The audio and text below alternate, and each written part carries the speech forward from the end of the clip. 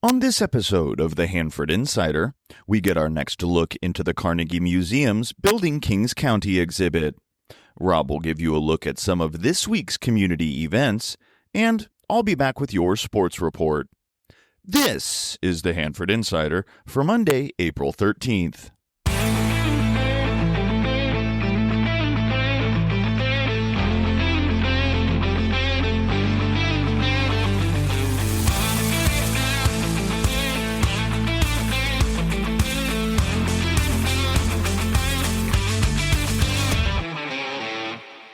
Well, hey there, everybody. Welcome to the Hanford Insider, your inside look at the stories, people, and the history that make Hanford one of a kind. From hidden gems to hometown legends, we're bringing you closer to the heart of our community. I'm your host, Rob Bentley, and this is where Hanford comes to life. So let's get started. In community news this week, the Hanford City Council had a long meeting on Tuesday night. You can hear the recap from Mayor Mark Kyrus right here on the show page at hanfordinsider.com. One big item that came up right at the very end was the big 4th of July fireworks show at the Hanford Softball Complex behind Sierra Pacific High School on Centennial Drive. The event will run from 5 p.m. to 10 p.m., with the fireworks show beginning at 9:15. There'll be lots of information coming out from the city over the next few months, so stay tuned to their social media channels for more information. The next Hanford City Council meeting is Tuesday, April 21st. Superior Dairy announced that they're officially closing the building for remodeling for an extended period of time. During the closure, they'll operate out of a trailer across the street and will only be selling ice cream. We hope to hear more from the Zonneveld family soon about the plans for the renovated ice cream parlor. I'm sure it's going to be great. On Friday night, social media was buzzing because it appears that Hanford is finally going to get the Olive Garden restaurant that so many have been wanting.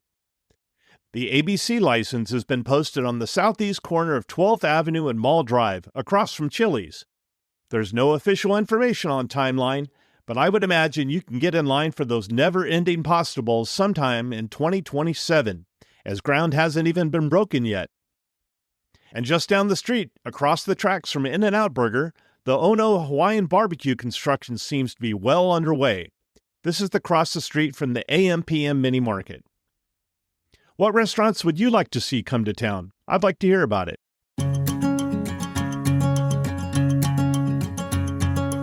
Now let's take a look at this week's community calendar.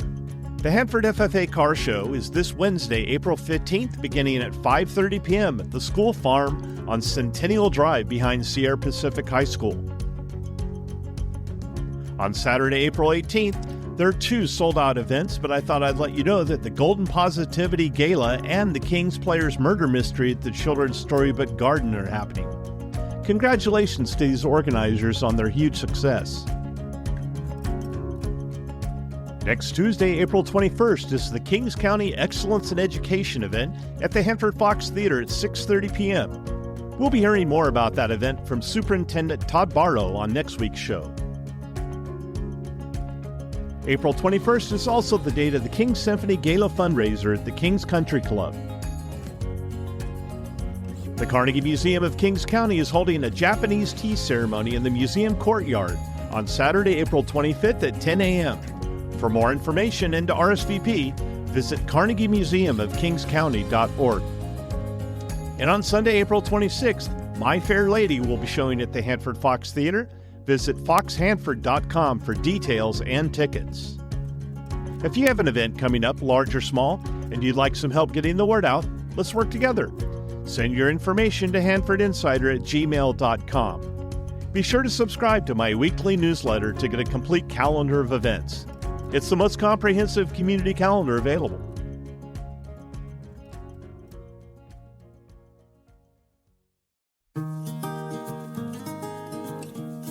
Today is our second installment on the history of Kings County with docents from the Carnegie Museum. At our recent docent training, the curators took time to educate our volunteers on the exhibition. As part of the training, I recorded it, and the stories were so good, I knew it would be a great fit for this series of episodes.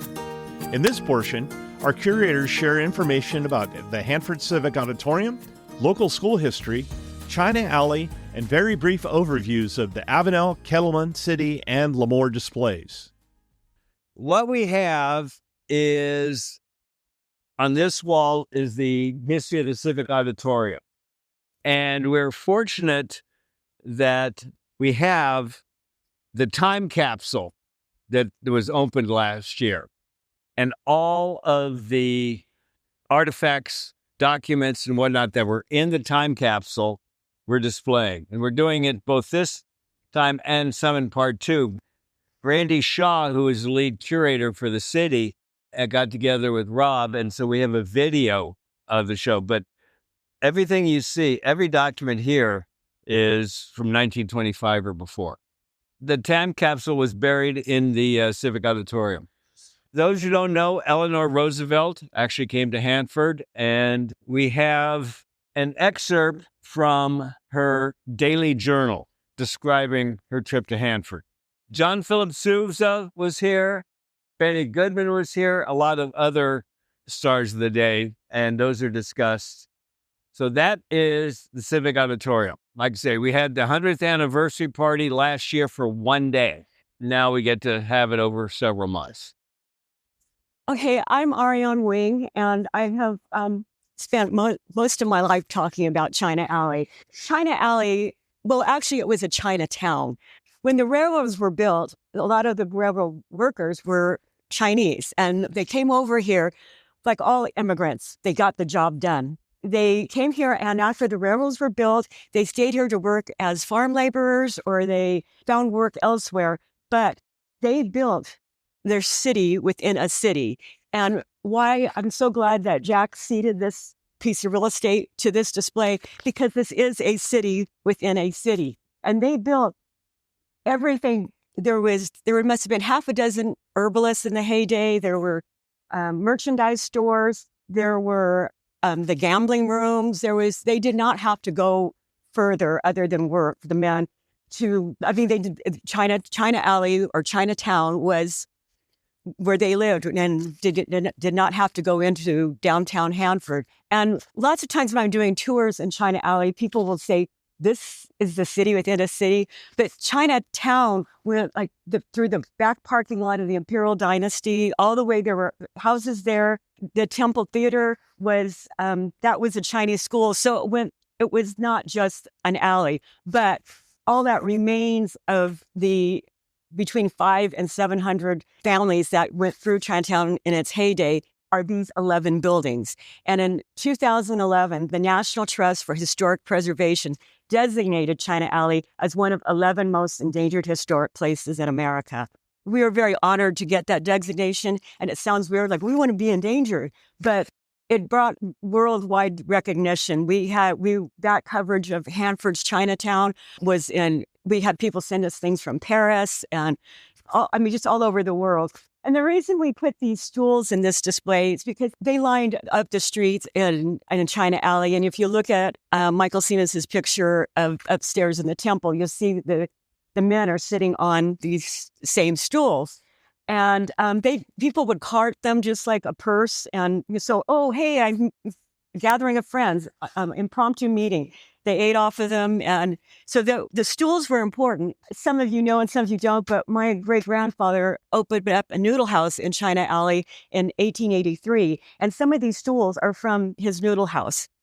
This woman, I wanted to also, in this round of Asian display in the Carnegie Museum, I wanted to talk about the women. This woman, her name is Chan Shi. She arrived in Hanford in 1914, and she lived in the China Alley area or Chinatown area until she passed in 1962. Most of these women, for instance, Chan Shi, her husband had come earlier to work in Hanford, California area, and then he went back to China to find a wife, which was probably arranged. It happened to be her. So she came here, like all the other women. They were plucked from their homes in China and landed in Hanford. And they had, it was all strange for them.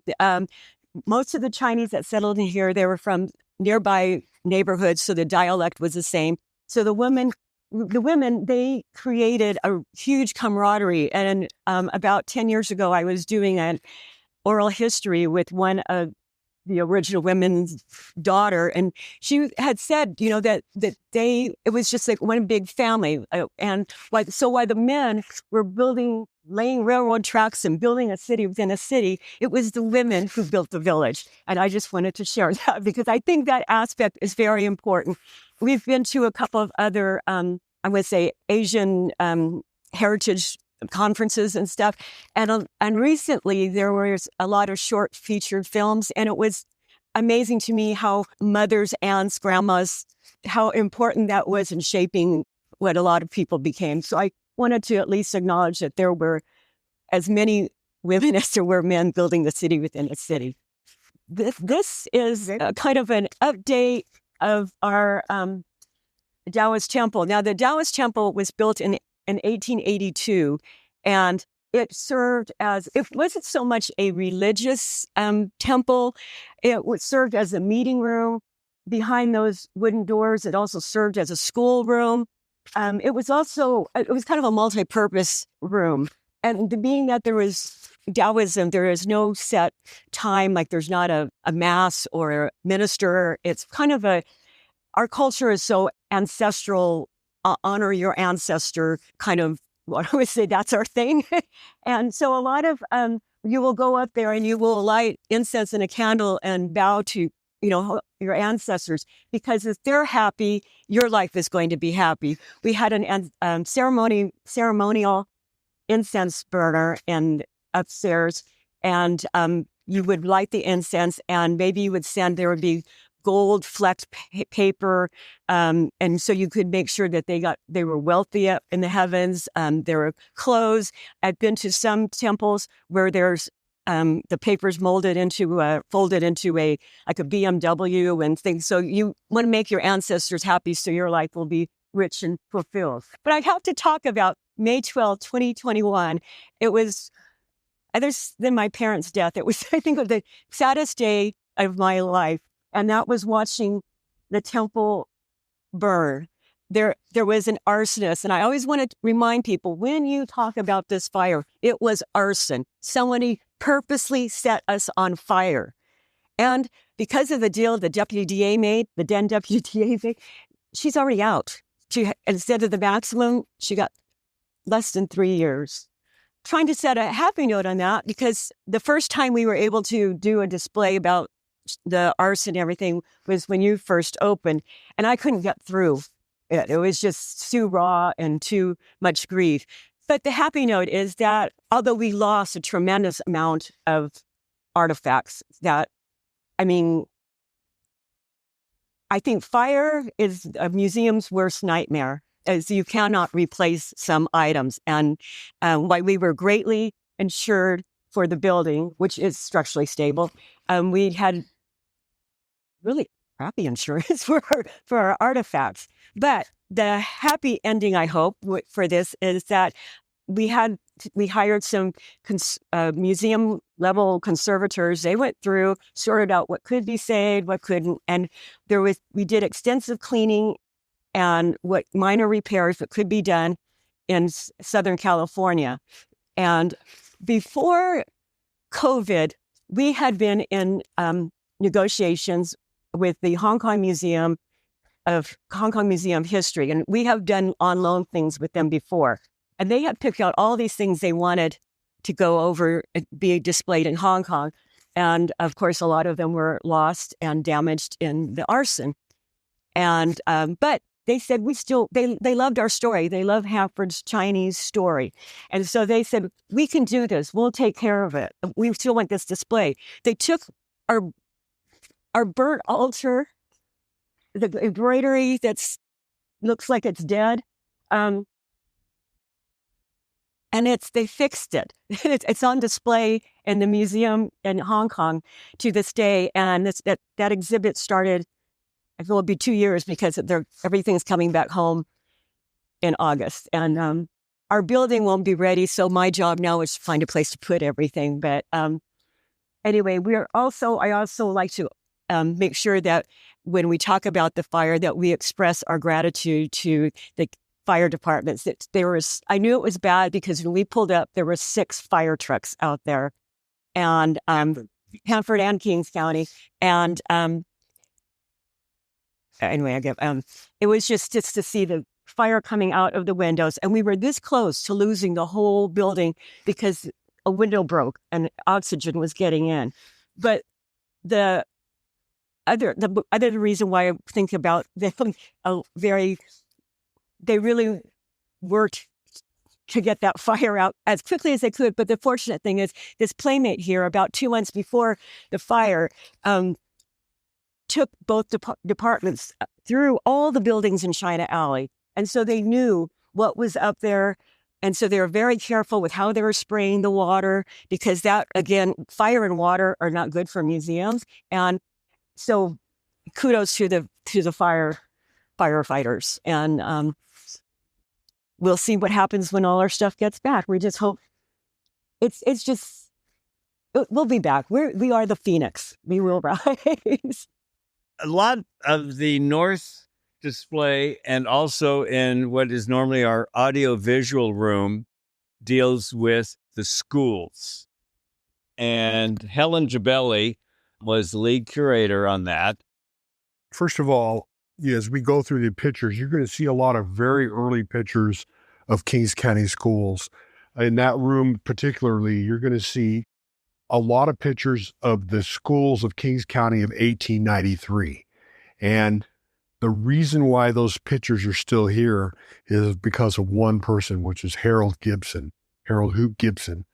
He was the county superintendent of schools, and he was working after hours at the school office there, and he saw the janitor coming by with boxes of photos that he was just going to throw out in the garbage.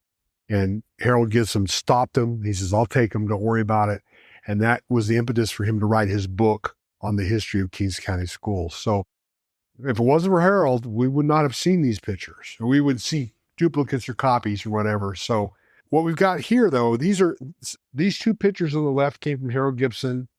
The one in the middle, I don't know if that came from the Gibson collection or not. The one in the upper left-hand corner was from Gibson. That's a postcard from my collection, the Old North School. And you'll just see some description as to what's going on regarding each one of these buildings. In the back is a really neat clock. If you read the story, that was the clock that was used by Woodrow Wilson School to synchronize all the clocks and bells within the school. And as the original Woodrow Wilson was being torn down, that was going to just be tossed in the ash heap. And of course, Harold Gibson rescued it. And so there it is now. Hanford High School, the school that wonderful auditorium was built with an original bond issue of like $325,000, but they ran out of money. And so they tried to get another bond issue passed to complete the building. And there were two other attempts to pass the bond issues, and they failed.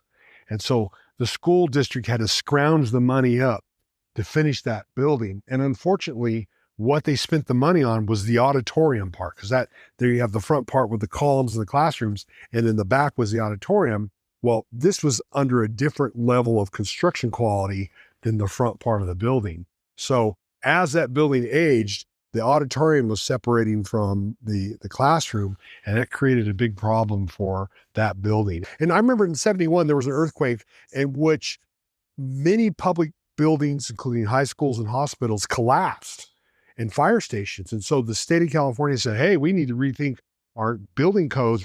What they basically said was that if your building was built before a certain year, you got to tear it down. There's no other way around it. And so what the state came to the Hanford High School board and said, we're going to give you $3 million. $3 million to build the administration portion of the building. Now, what you're going to need to do is you need to figure out another way to get the rest of the money to build the brand new auditorium that's going to go in front of it. But we're going to give you the money to build the administration building, but you got to tear this building down. We're going to give you the money. You don't have to pay it back.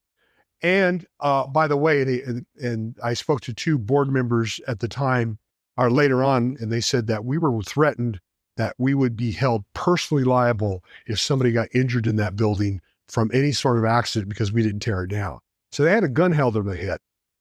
They tore it down, the controversy about that. And then they built that building that's there, but you were not supposed to see that because the empty grass corner was to be where they were going to drop in a brand new auditorium building with the same columns and the same beauty, and was all going to face the intersection of Doughty and Grangeville. It was a beautiful structure, but people were so pissed off that they lost the auditorium that they could never pass a bond issue to build it. Oh. And so that's why you see what's there today. It's a sad story. It needs to be documented. Unfortunately, many of the people who are truly angry about it are dead now. The thing is that there's more to that story. So again, the controversy and all the anger and everything that came out of this area, plus at other schools, the state went back and said, maybe we're a little bit too harsh on you. We'll let you rebuild or reinforce the building. So that's why you see Lemore's building got kept, because they didn't get the opportunity to get $3 million, but they were able to save that building and also the Avenel High School. Look, I always say that the high school was sacrificed to save the rest of the town. On the left side, we have Kettleman City and Avenel. Interesting little thing. David Kettleman spelled his name Kettelman, but it's called Kettleman City, L-E. So this one, a lot of our information and history is written up. We've got kind of the timeline of the Moonies, specifically in Lemoore. Number one, the center is the Mooney Museum House with Aaron and Sarah right here on this side. It's going to be three. We've got the copy of the application that was sent to DC in order to get a post office for the incorporation of Lemoore. We're going to have the story kind of how Lemoore got its name. Yep, perfect. Right in the middle, along with the photo of Dr. Lee Moore. It does have a very strong connection to what Jack was talking about earlier about the kind of struggles between the local railway department versus the people that had settled and squatted on the land first, and kind of the power dynamics that lent itself so that Lemoore was kind of able to be name itself before the railroad came through. Because I know that for places like Corcoran, it was up to the railroad to name the town. But for this one, it was chosen by the people. And so that will have all of that information on there if people want to read, or you can kind of chat with them about. This is a panoramic photo of D Street, so the downtown. This is from, I don't know if you've been to the Lemoore downtown recently, but right on the corner of, I believe it's D and Fox, there is a big white building that used to be one of the first banks of Lemoore. This is from the top of that, looking east along D Street. And so that's where that is. It's from about 1905.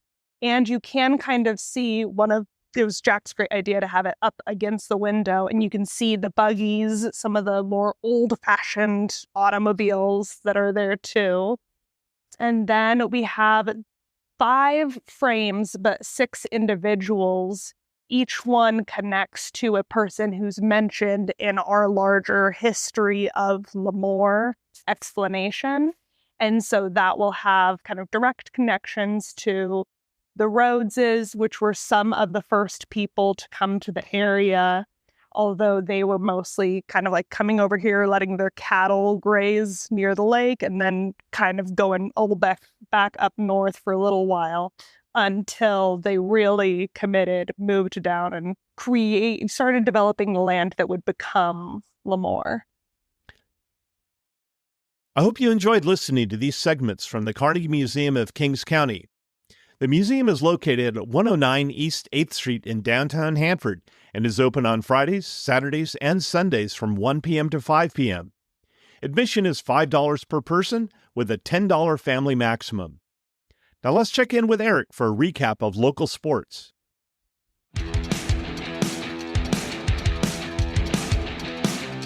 And now it's time for Hanford Insider Sports with Eric Bentley.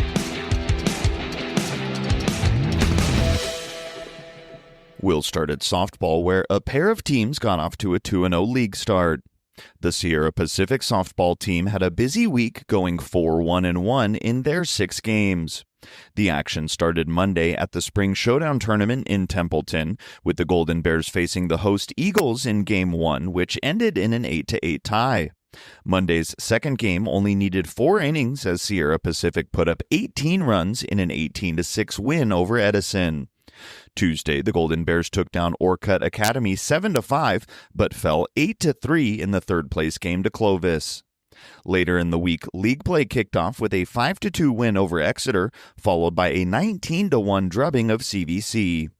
2 more chances for the Golden Bears to keep their league record perfect, with games at Washington Union and home versus Reedley this week.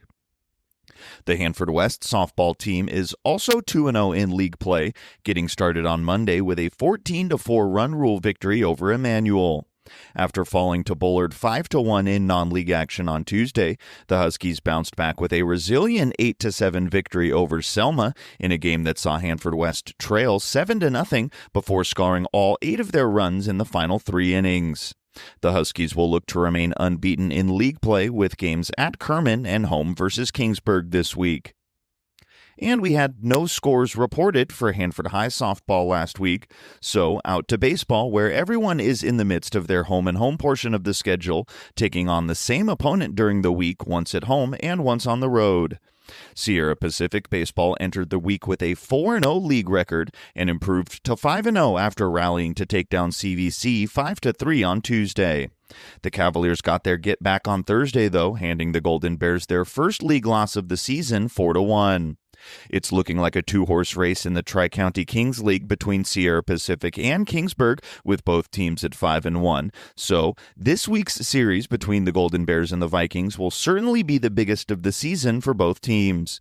Tuesday's game at Kingsburg starts at 6:30, while the Thursday game at Sierra Pacific is slated to start at 4. Hanford West baseball also went 1-1 in league action last week, falling to Reedley in a close one 2-1 on the road Tuesday, before bouncing back with a dominant 7-1 win over the Pirates at home on Thursday. The Huskies' 3-3 league record is good enough for second place currently, and they'll get 2 chances to improve on that mark later in the week when they take on Exeter, but before that, a crosstown showdown awaits the Huskies on Monday at Hanford High. Speaking of the Bullpups, the Hanford High baseball team is in the midst of a tough stretch after falling to league-leading Tulare Western in both games last week. Those 2 losses were the first 2 league losses for the Bullpups, who slide to second place in the WYL with a 4-2 record. That Monday matchup with Hanford West on deck for the Bullpups this week before a pair of league matchups with Mission Oak. As always, if you have a score report or a team update for any team in any sport at any level, you can let us know by emailing hanfordinsider@gmail.com. I'm Eric Bentley, and this has been your Hanford Insider Sports Report.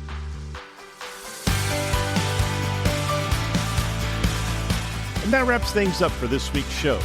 If you enjoyed this podcast and you'd like to show your support, you can go to buymeacoffee.com/Hanford Insider to make a donation, or you can Venmo me. If you'd like to join my Hanford Insider email list, stop by my website at hanfordinsider.com to sign up for updates. You'll also get an exclusive copy of my newsletter in your inbox each week. I also need your help getting the word out about the show by liking and sharing on social media, or like most people, just telling a friend. For more information about the show, you can find this podcast on Facebook, Instagram, Threads, X, and YouTube at Hanford Insider.